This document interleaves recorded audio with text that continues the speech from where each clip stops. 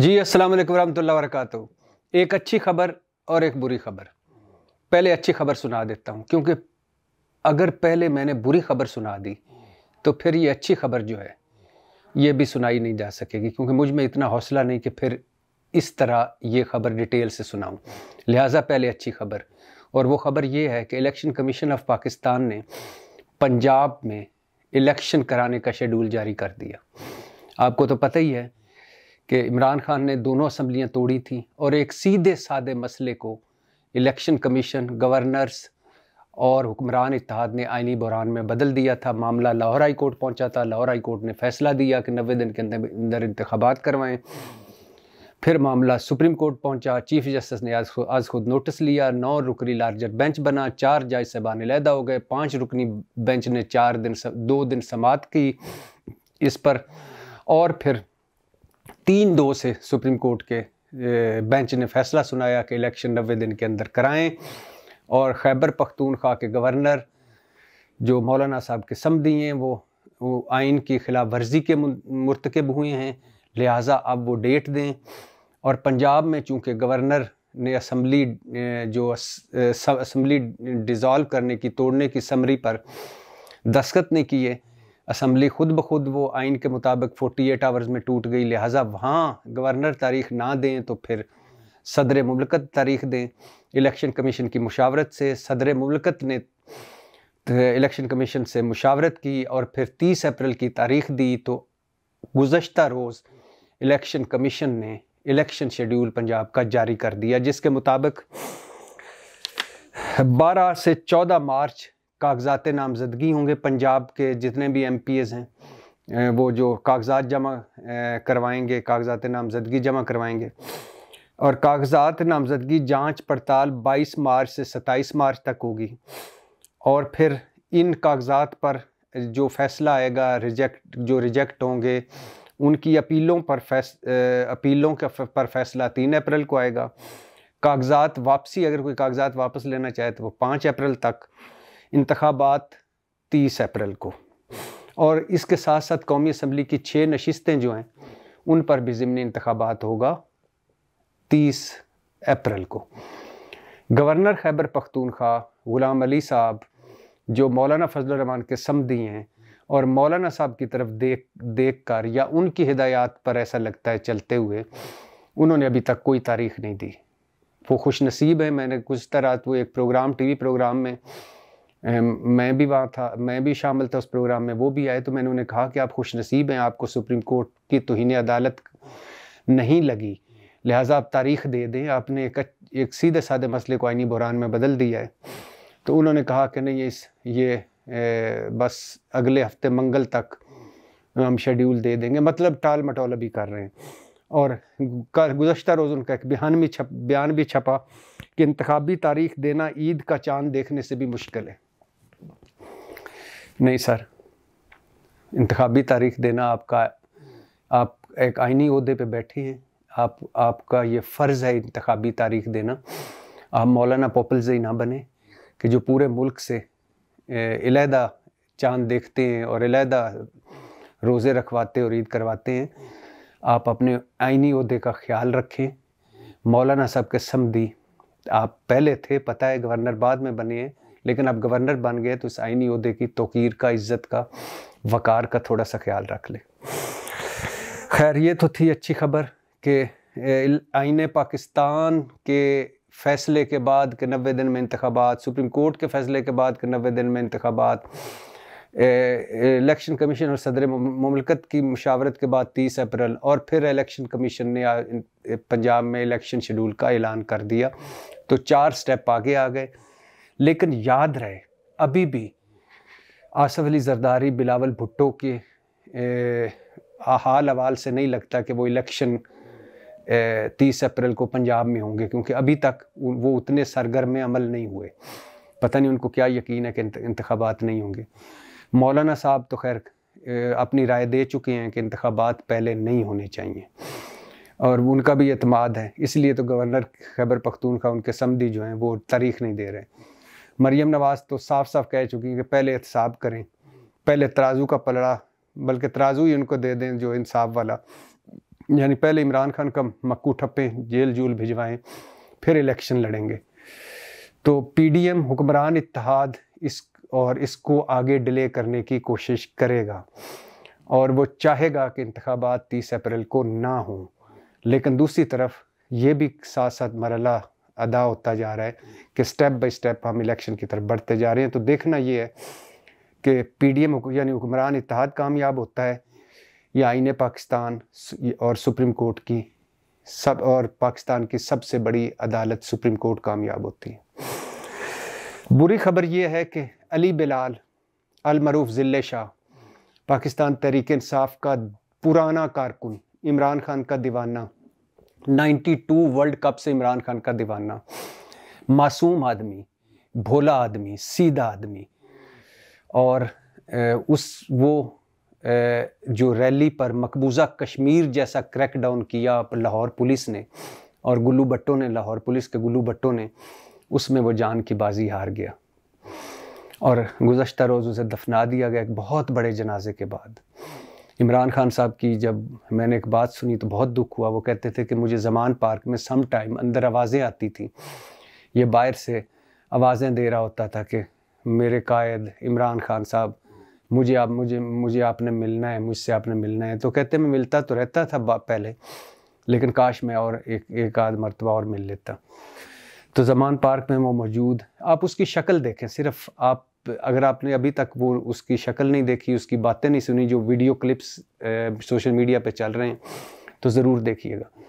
इतना मासूम आदमी, इतना भोला आदमी, इतना सीधा आदमी और इतना बेज़रर आदमी और इतनी बेदर्दी से मारा गया। उसकी पोस्टमार्टम रिपोर्ट अभी मुझे एक दोस्त ने व्हाट्सएप ग्रुप में भेजी है, वो मैं आपसे शेयर कर लेता हूँ कि उसकी पोस्टमार्टम रिपोर्ट जो है वो क्या है। अली बिलाल उर्फ ज़िल्ले शाह की पोस्टमार्टम रिपोर्ट के मुताबिक इसके जिस्म पर 26 मकामात पर ज़ख्मों के निशानात थे। 26 मकामात पर ज़ख्मों के निशानात, नाजुक अज़ा पर भी ज़ख्मों के निशानात थे, यानी जिस्म के जो नाजुक अज़ा हैं वहाँ भी ज़ख्म थे। डंडे लगने से खोपड़ी को नुकसान पहुँचा, खून दिमाग में जम गया। अली बिलाल की मौत दिमाग में गहरी ज़रब आने के बाद खून ज़्यादा बहने से हुई। अली बिलाल के जिगर और लबलबा में खून जमा होना भी मौत की वजह बना। दिमाग में खून जमा होने से अली बिलाल का ब्लड प्रेशर इंतहाई कम हो गया था और वो ज़िंदगी की बाजी हार गया। इतना तशद्दुद, 26 मकामात पर ज़ख्मों के निशानात, नाजुक अज़ा पर ज़ख्मों के निशानात, सर पर डंडे, दिमाग पर चोट, खून का जमना, खून का बहना, ब्लड प्रेशर का कम होना। यानी क्या बदतरीन मुआशरा है ये। क्या जानवरों के, और मुआशरे में जानवरों के भी कुछ असूल होते हैं। ये तो हम पता नहीं किस दरिंदों और वहशियों के मुआशरे में रह रहे हैं। इस तरह लोगों को मारते हैं जिस तरह लोग कोई किसी छिपकली को नहीं मारता इतनी बेदर्दी से, जानवर को नहीं दिल करता मारने को इतनी बेदर्दी से। 26 निशानात ज़ख्मों के जिस्म पर, नाजुक अज़ा पर ज़ख्मों के निशानात, सर पर डंडे, दिमाग पर गहरी चोट, खून जमना, खून बहना, बीपी इंतहाई, ब्लड प्रेशर कम होना। क्या वक्त होगा, आखिरी वक्त उस बेचारे पर जब वो मर रहा होगा। उसको कोई एक लम्हे के लिए शायद सोच आई होगी कि मेरा कसूर क्या है, कि यानी मैं एक पार्टी के हेड से, एक सियासतदान से, इमरान खान से मोहब्बत करता हूँ, उसकी कॉल पर मैं बाहर निकला हूँ और अपने मुल्क में बाहर निकला हूँ और अपने मुल्क की सड़क पर निकला हूँ और निहत्ता निकला हूँ। कोई मेरे पास कलाशनकोफ नहीं है, बंदूक नहीं है, राइफल नहीं है, और मेरे अपने लोग, मेरे मुसलमान भाई, मेरे मुल्क के लोग, मेरे शहर के लोग मुझे इस तरह बेदर्दी से मार रहे हैं कि जिस तरह मैं भारत से आया हुआ जासूस हूँ, या जिस तरह मैंने बहुत बड़ी मुल्क दुश्मनी कर दी है, तकरीबकारी कर दी है। इतनी बेदर्दी से मारना, इतनी बेदर्दी से मारना, यकीन करें सोच सोच के। और एक और मंजर है, कल जो पहले उन्होंने पानी फेंका रैली पे, पानी फेंकने के बाद बेतहाशा आंसू गैस फेंकी, उसके बाद लोगों को पकड़ पकड़ कर मारा, फेंटियाँ लगाई, तशद्दुद किया, उसके बाद चारों तरफ से ज़मान पार्क के रास्ते बंद करके लोगों को पकड़ पकड़ कर वैगनों में डाला। उसके बाद जो लोग सफ़ेद पोश शरीफ लोग गाड़ियों पर आए थे रैली में, पुरअमन रैली में शिरकत के लिए, उनके गाड़ियों के शीशे तोड़े और उसके बाद ऊंची ऊंची गालियां दी सड़कों पर। ये गुल्लू भट्ट कर रहे थे पंजाब पुलिस के। और उसका एक मंज़र कि एक माँ को डंडे पड़ रहे हैं और उसके दुपट्टा उसके ऊपर है और बेटी दुपट्टा ऊपर करके तो चीख रही है। माँ और बेटी, सब की मामा सब दियाँ साझियाँ, बेटियाँ सब दियाँ। कौन लोग हैं ये जो इस तरह मारते हैं माओं को और बेटियों को? कौन लोग हैं जिनको उनके दर्द और चीखों का भी एहसास नहीं होता? कौन लोग हैं जो ये जिले शाह या अली बिलाल को जैसे मासूम और बेज़रर आदमी को यूं मार देते हैं, इतने बेईमाना और वहशियाना तशद्दुद के बाद मार देते हैं? कौन लोग हैं ये? और मज़े की बात देखिए, कारकुन मरा है तहरीक इंसाफ का, पर्चा भी तहरीक इंसाफ पर है। 302 का मुकदमा इमरान खान समेत तहरीक इंसाफ के कई सियासतदानों पर कट गया। उसके बाप का आज मुझे जुमला नज़र आ रहा, उससे पूछा, हमारे दोस्त अली हैदर ने सवाल किया कि आपको इंसाफ मिलने की तवक्को है? उसने कहा कौन सा इंसाफ, कहाँ का इंसाफ, किस मुल्क में इंसाफ? पहलों को मिला है जो मुझे मिल जाएगा, मैं भी लाइन में लग जाऊंगा।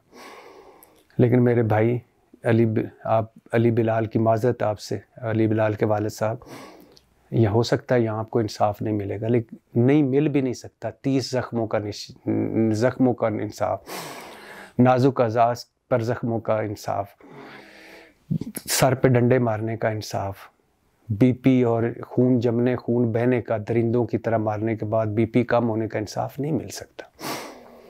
यहाँ मिल भी नहीं सकता, ऊपर मिलेगा आपको।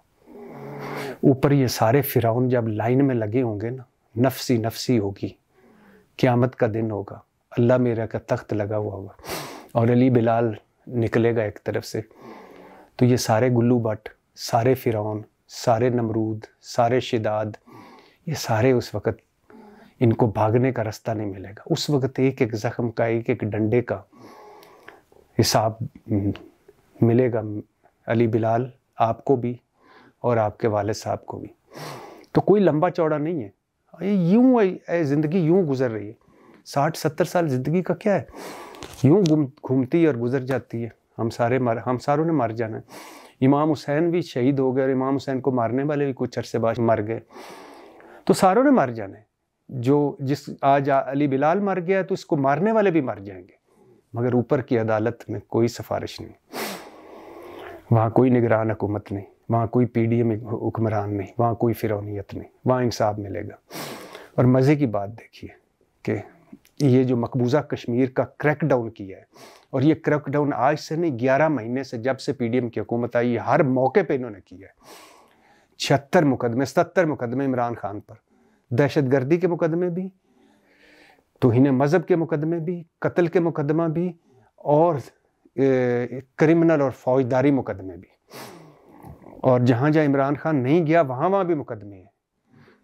तो इसके अलावा हर बंदे पे मुकदमे हैं और हर मौके पे फेंटियाँ लगाई हैं, तशद्दुद लगाया किया, आंसू गैस फेंकी है। रैली की बात सुन लें, तहरीक इंसाफ ने इजाज़त ली लाहौर इंतज़ामिया से, रात गए तक लाहौर इंतज़ामिया थम्स अप करती रही कि गो अहेड, ग्रीन सिग्नल है, आप सुबह रैली निकाल सकते हैं। सुबह भी सूरत हाल ठीक थी। अचानक दोपहर को रैली दफ़ा 144 नाफिज कर दी गई और पहला बयान ये आया कि दफ़ा 144 इसलिए नाफिज की गई है कि औरत मार्च और हया मार्च भी है, तो इस वजह से दफ़ा 144 नाफिज कर दी गई है। औरत मार्च की वजह से दफ़ा 144 नाफिज की गई। तो भाईजान, औरत मार्च को और हया मार्च को तो लाहौर हाई कोर्ट इजाज़त दे चुकी थी, तो इसका इस रैली से क्या ताल्लुक? अच्छा, फिर दूसरा, जब ये ना चल सका तो दूसरा दिया कि लाहौर की ट्रैफिक रवां दवां रखने के लिए हमने दफ़ा 144 नाफिज की। जब वो भी ना चला कि भाई इतनी रैलियाँ निकलती हैं तो दफ़ा 144 का क्या ताल्लुक, तो फिर तीसरा आया कि निगरान हुकूमत के वज़ीर इत्तलात, पंजाब निगरान हुकूमत के वज़ीर इत्तलात ने फरमाया कि PSL हो रहा है, इसलिए दफ़ा 144 नाफिज की और 7 दिन बाद उठा ली जाएगी। भाईजान, वो भी जुगते लगी, मजाक उड़े कि PSL रावलपिंडी में होला है, दफ़ा 44 आपने 144 आपने लाहौर ले लगा दी है। तो वो बराबर का कहना है जो कढ़िया जलूस गरीबा शहर 44 लग गई, तो वो दफ़ा 44 लग गई। जब ये भी ना हुआ तो अगले ही दिन फ़ौरन दफ़ा 144 खुद ही गायब हो गई शर्मिंदा होके।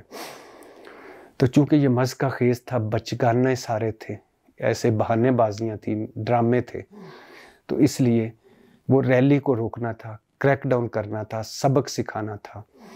तो हालांकि इलेक्शन शेड्यूल का ऐलान हो गया था, रैलियाँ तो अब शुरू होनी थी, इंतखाबी जलसे रैलियाँ, लेकिन चूँकि उनको सबक सिखाना था, गुस्सा निकालना था और अली बिलाल की जान जानी थी, लिहाजा क्रैकडाउन करके मकबूजा कश्मीर वाला मार धाड़ करके दफ़ा 144 उठा ली गई। तो ये तो हाल है। तो अली बिलाल अगले सफ़र पे रवाना हो गया और उसके घर वाले, हम हो सकता है बाकी सारे भूल जाएं, मगर उसके घर वाले और घर वालों के लिए बहुत बड़ा नुकसान।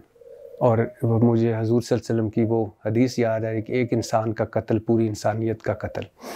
और यकीन करें इस मैं फिर एक मरतबा कह रहा हूँ, इस बच्चे को या इस नौजवान को अगर देखें तो लगता है कि ये इसका कत्ल पूरी इंसानियत का कत्ल है।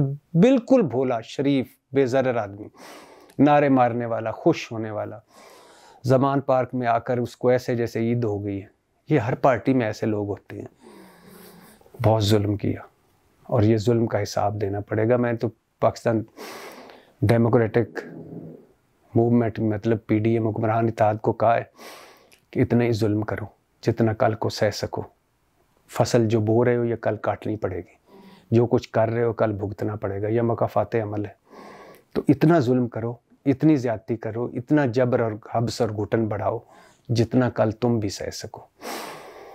तो अल्लाह ताला उनकी फैमिली को हिम्मत और सब्र दे और अल्लाह ताला हम पर और इस मुल्क पर, इस कौम पर रहम करे और इन बेरहम लोगों के दिल में भी रहम डाले। पाकिस्तान जिंदाबाद।